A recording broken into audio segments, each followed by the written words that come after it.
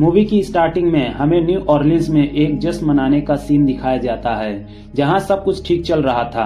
तभी एक शिप पर बड़ा धमाका हो जाता है। उस शिप पर यूएस नेवी ऑफिसर और उनके परिवार वाले सवार थे। कुछ लोग जान बचाने के लिए नदी में कूद जाते हैं, लेकिन धमाका इतना तेज और भयानक था कि उसमें लगभग 543 लोग अपनी जान गंवा देते हैं। धमाके की जगह पर एटीएफ के स्पेशल एजेंट डग कार्लिन पहुंचते हैं। वहां उन्हें जली हुई तारें और प्लास्टिक के टुकड़े मिलते हैं। अपनी छानबीन के दौरान वह क्रिसेंट सिटी ब्रिज के नीचे पहुंचते हैं, जहां एफबीआई एजेंट पॉल प्रियर उनसे मिलते हैं। पॉल की मदद से डग पता करता है कि धमाके में अमोनियम नाइट्रेट का इस्तेमाल हुआ था, जिससे ये साफ हो गया कि ये कोई हादसा नहीं बल्कि सोची समझी साजिश थी।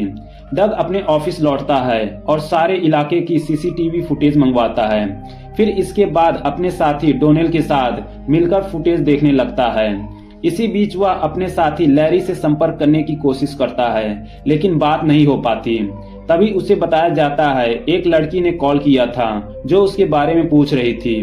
फुटेज में डग की नजर एक आदमी पर पड़ती है जो धमाके से ठीक पहले ब्रिज पर नजर आता है। इसी दौरान डग को खबर मिलती है कि धमाके के बाद एक महिला की भी लाश नदी से मिली है। एजेंट डग उस लाश की जांच करने जाता है जिसका नाम क्लेयर था। उसके मुंह पर डक टेप के निशान और एक कान की बालियां गायब थी।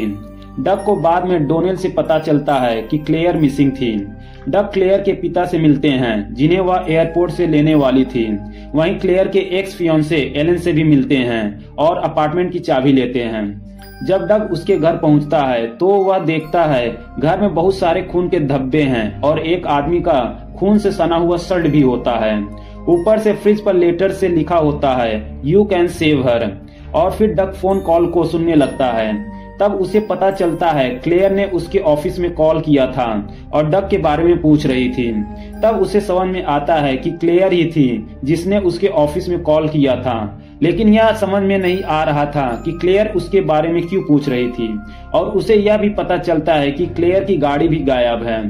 यहीं से कहानी खुलना शुरू होती है कि यह धमाका कोई हादसा नहीं बल्कि एक सोची समझी साजिश थी। डग ये सारी जानकारी एफबीआई को देता है और साथ ही बताता है कि क्लेयर की बॉडी पर भारी मात्रा में फ्यूल से जलने के निशान हैं। पोस्टमार्टम रिपोर्ट बताती है कि क्लेयर की मौत धमाके से करीब 2 घंटे पहले ही हो गई थी। इसका मतलब है कि उसे किडनैप कर मारा गया और उसकी बॉडी को नदी में ऐसे फेंका गया ताकि लगे कि धमाके की विक्टिम में से एक है। क्लेयर को इसलिए मारा गया होगा क्योंकि धमाके करने वाले को क्लेयर की वैन चाहिए थी जिसमें एक्सप्लोजिव को रखकर शिप तक ले जाया जाए, और धमाके में इस्तेमाल हुआ बेसिक एक्सप्लोजिव जिसका इस्तेमाल अक्सर डोमेस्टिक टेररिस्ट करते हैं। इसके बाद डग लैरी की कार को बाहर देखता है। पूछने पर पता चलता है वो भी विक्टिम के वाहन में शामिल है। इसका मतलब इस बम धमाके में डग के पार्टनर लैरी की भी जान चली गई थी। यह बात जानकर वह बहुत उदास होता है। अब डग को एक नई इन्वेस्टिगेशन टीम में शामिल होने का मौका मिलता है जिसमें डॉक्टर अलेक्जेंडर डैनी लीडर है। फिर पॉल डग को एक सीक्रेट लोकेशन पर लेकर जाता है जहां पर सैटेलाइट सर्विलांस डेटा से स्नो व्हाइट नाम की डिवाइस की मदद से हर जगह की फुटेज देख रहे होते हैं और उसे 360 डिग्री में घुमा भी सकते हैं। इसके साथ आवाज भी सुन सकते हैं। यह देख डग चौंक जाता है और पूछता है आखिर वीडियो को कैसे 360 डिग्री घुमा सकते हो। तब पॉल बताता है यह डिवाइस बहुत एडवांस है, बस इसमें एक कमी है। हम इसके जरिए सिर्फ 4 दिन 6 घंटे पुराना फुटेज ही देख सकते हैं, ना हम उससे पहले की देख सकते हैं ना ही बाद की। और समय के साथ यह आगे बढ़ती जाती है जिसमें हम पीछे नहीं जा सकते, इसलिए हम फुटेज को सिर्फ एक बार ही देख सकते हैं। फिर वो डग से पूछता है हमें कहाँ का फुटेज देखना चाहिए। तब डग क्लेयर के घर की फुटेज चलाने को कहता है और क्लेयर के घर की निगरानी करने से उन्हें पता चलता है पैसों की परेशानी में क्लेयर अक्सर अपने एक्स फियोंसे एलन से संपर्क करती थी और एलन क्लेयर को उसकी वैन बिचवाने के लिए कहता है और एक कस्टमर से डेट भी फिक्स करा देता है जैसे उसके पिता ने बताया था। फिर इसके बाद क्लेयर नहाने के लिए चली जाती है। जब वह वापस आती है तो उसे कुछ अजीब लगता है। उसे एहसास होता है शायद उसे कोई देख रहा है। यह सब देख डग पूछता है क्या वो हमें देख सकती है। तब उन लोग जवाब देते हैं नहीं, क्लेयर हमें नहीं देख सकती। इसके बाद सीन चेंज होता है और हमें क्लेयर की डेथ सेरेमनी को दिखाया जाता है। डग को शक होता है कहीं बम लगाने वाला आदमी का कनेक्शन क्लेयर से तो नहीं। सीसीटीवी फुटेज देखने पर पता चलता है क्लेयर को एक कस्टमर की कॉल आई थी। टीम ने क्लेयर की वैन बेचने संबंधी कॉल की जांच की, जहां पर डग का शक सही निकलता है क्योंकि कॉलर वही बम लगाने वाला आदमी होता है। कॉलर के सीसीटीवी ट्रैक से पता चलता है कि वह एक फोन बूथ से कॉल कर रहा था। अब उसके पास बम लगाने वाले की आवाज है और स्नो वाइट सिस्टम के जरिए उन्हें एटीएम के बाहर उसकी फुटेज भी मिल जाती है, लेकिन उसका चेहरा क्लियर नहीं दिख पाता। तब डग बोलता है उसके पास जो बैग है उसे स्कैन करो और चेक करो ऐसा कोई बैग धमाका होने वाले शिप पर मौजूद था कि नहीं। चेक करने के बाद पता चलता है हाँ, कोई ऐसा बैग लेकर शिप पर गया था। अब वो स्नो वाइट टेक्नोलॉजी का इस्तेमाल करके 7 घंटे के बाद सही सही पता लगा सकते हैं कि असली बम लगाने वाला कौन है। डग एक रात अपने पुराने शक के आधार पर लेजर बीम से स्क्रीन पर निशाना डालता है, जिसे क्लेयर उस लेजर बीम की तरफ देखती है। यह देख डग गुस्सा हो जाता है और बोलता है तुम लोगों ने बोला था वो हमें नहीं देख सकती, और गुस्से में बोलता है मुझे सच सच बताओ यहाँ पर क्या चल रहा है। अब डग को बताया जाता है कि स्नो वाइट असल में स्पेस टाइम को मोड़कर 2 अलग पॉइंट जोड़ने की टेक्नोलॉजी है। अलेक्जेंडर समझाता है जो हम देख पा रहे हैं वह फुटेज नहीं है, असल में हम पास्ट को देख रहे हैं, वो भी रियल टाइम में। तब डग पूछता है इस समय क्लेयर जिंदा है? तब वह बताता है कि हाँ, उस टाइम लाइन में क्लेयर अभी भी जिंदा है। तब डग बोलता है उसे पास में भेजो ताकि वह लोगों की जान बचा सके। तब टीम बताती है हमने इससे पहले कोशिश की थी, लेकिन जिसे भी भेजते हैं उसकी हार्ट बीट बंद हो जाती है और उसकी मौत हो जाती है। डग टीम को मनाता है कि वो एक गुमनाम टिप मेरे पास भेजो पास्ट में, जिसमें सस्पेक्ट की टाइम लोकेशन डिटेल दी जाए ताकि अतीत में उसकी हलचल देख सके। टीम ऐसा ही करती है और एक नोट डग के पास पास्ट में भेज देते हैं, लेकिन पास्ट में अचानक डग अपने पार्टनर लैरी से बहस कर लेता है और वह जल्दी में ऑफिस छोड़ देता है, जिससे लैरी को टीम के द्वारा भेजा गया नोट मिल जाता है। लैरी डॉक पर जाता है और बम लगाने वाले को ढूंढता है। टीम प्रोसेस शुरू करती है जिससे वह बम लगाने वाले का चेहरा भी देख लेते हैं और लैरी को भी स्पॉट करते हैं, लेकिन लैरी बहादुरी से उस बम लगाने वाले से भिड़ जाता है और अंत में उसे गोली लग जाती है। अब बम लगाने वाला लैरी को लेकर स्नो वाइट की रेंज से बाहर चला जाता है और अब डग गॉगल रिंग पहनकर और उस मशीन को लेकर जिससे रेंज बढ़ाई जाती है वह बम लगाने वाले का पीछा करता है। समय के साथ दौड़ते दौड़ते वह पिछले समय के साथ साथ वर्तमान के ट्रैफिक को भी देखता रहता है।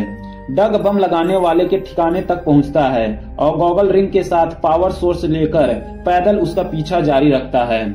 टीम और डग पास की घटनाओं को सामने आता देख रहे हैं। टीम बीतती घटनाओं को अनफोल्ड होते देखती है। अफसोस आखिर में टीम देखती है कि लैरी को गोली लगती है और उसकी जान चली जाती है। अब डग और एफबीआई आरोपी की गहराई से जांच करते हैं। डग को मलबे में क्लेयर की वह ईयररिंग मिलती है जो ऑटोप्सी के समय गायब थी। बमबारी करने वाले का नाम कैरोल ऑस्टेड सामने आता है। कैरोल को पकड़ने के बाद पूछताछ होती है तो पता चलता है कि वह पहले आर्मी में भर्ती होने की कोशिश कर चुका था, लेकिन उसे मानसिक रूप से अनस्टेबल मानकर रिजेक्ट कर दिया गया। खुद को सच्चा देशभक्त मानने वाला कैरोल इसी रिजेक्शन के बाद इस सरकार विरोधी हमले की साजिश रचता है। डग पूछताछ में उससे कबूलवा लेता है कि उसने ही लैरी और क्लेयर दोनों की हत्या की थी। लैरी को गोली मारने के बाद आग लगाकर मारना था ताकि लगे कि वह बम धमाके का शिकार हुआ है, जबकि क्लेयर को यह निर्दयता नहीं दी गई। अब सबूत मिल जाते हैं और केस बंद किया जाता है, मगर डग सेटिस्फाइड नहीं होता। उससे लगता है वो कुछ बदल नहीं पाया। पॉल उसे समझाता है कि असली अपराधी पकड़ा जाना भी बड़ी बात है, लेकिन डग की आत्मा को चैन नहीं। वह अलेक्जेंडर से विनती करता है कि सिर्फ एक बार स्नो वाइट मशीन का इस्तेमाल उसे अतीत में भेजने के लिए करें ताकि विलेन को रोक सके। अंत में वह मान जाता है। डग वक्त में पिछली सुबह पहुंचता है जहां धमाका होने वाला था। उसे हॉस्पिटल में भेजा जाता है ताकि डॉक्टर तुरंत उसे रिवाइव करके फिर से जिंदा कर दें, और ऐसा ही होता है। डॉक्टर उसके हार्ट को फिर से स्टार्ट कर देते हैं। कुछ देर बाद डग होश में आता है, किसी और मरीज के कपड़े पहने हुए। वो तुरंत एम्बुलेंस चुराकर कैरोल के छुपने के ठिकाने की तरफ बढ़ता है। वहां क्लेयर को बंधक बनाया हुआ था और कैरोल उसे मारने ही वाला होता है। लेकिन डग मौके पर पहुंचकर कैरोल का ध्यान भटकाता है और एम्बुलेंस टकराकर डग क्लेयर को बचाता है। तभी कैरोल यहाँ से भाग जाता है और जाने से पहले वह पेट्रोल टैंक पर गोली चला देता है। धमाका होने से कुछ समय पहले ही दोनों सुरक्षित बाहर निकल जाते हैं, इसलिए डग और क्लेयर की जान बच जाती है और कैरोल भी भाग जाता है। डग क्लेयर को आने वाले बड़े खतरे के बारे में सावधान कर देता है। इसके बाद दोनों गाड़ी में बैठकर क्लेयर के घर जाते हैं। डग क्लेयर को शिप पर होने वाले धमाके के बारे में सचेत कर देता है। वह अपने घाव की मरहम पट्टी करता है और खुद के लिए एक संदेश छोड़ता है जो उसके वर्तमान को अतीत में जाकर क्लेयर की जान बचाने के लिए प्रेरित करता है। क्लेयर अपने कपड़े बदल लेती है, लेकिन क्लेयर को उस पर शक होता है और वह अपनी बंदूक डग की तरफ कर देती है। डग एटीएफ को कॉल करने की सलाह देता है और क्लेयर डोनेल से डग की असली पहचान कंफर्म करती है, लेकिन क्लेयर को अभी भी उस पर शक है क्योंकि उसे उसके घर के हर जगह के बारे में पता था कि कौन सामान कहां पर है। तब डग उसे बताता है कि उसके पास सरकार की स्पेशल डिवाइस है जिससे वह समय से पहले चीजों के बारे में जान सकता है। डग यह साबित करता है कि वह क्लेयर के लिए छोड़ा गया हर सब सुन चुका है क्योंकि उसका खुद का संदेश उसने स्नो वाइट टेक्नोलॉजी के जरिए पहले ही सुन रखा था। इसके बाद क्लेयर को डग के ऊपर विश्वास होता है और उसकी चोट पर मरहम लगाती है। अब डग और क्लेयर पुलिस को शामिल किए बिना खुद बम को डिफ्यूज करने का फैसला लेते हैं। डग शिप डॉक पर पहुंचता है। क्लेयर वहां पहले से खड़ी हुई अपनी वैन को देख लेती है। तब डग क्लेयर को बोलता है, तुम जाओ गार्ड को बम के बारे में बताओ, मैं गाड़ी के पास जाता हूँ। तभी कैरोल इन्हें देख लेता है, इसलिए वह भी दोबारा शिप पर आ जाता है। कैरोल क्लेयर के पीछे भागता है, तभी गार्ड आ जाते हैं, इसलिए वह उन पर हमला कर देता है और अंत में कैरोल क्लेयर को गाड़ी में बांध देता है जिसमें बम लगा था। अब धमाके में सिर्फ 5 मिनट बाकी है। डग जैसे ही कार डेक पर पहुंचता है, वहां क्लेयर को स्टीयरिंग व्हील से बंधा हुआ देखता है। वो उसे इशारा करता है कि वह वैन स्टार्ट करे।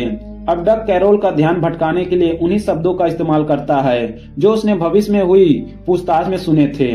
डग कैरोल को भ्रमित करता है जिससे क्लेयर को मौका मिलता है कि वैन से टक्कर मारे और कैरोल को गिराए।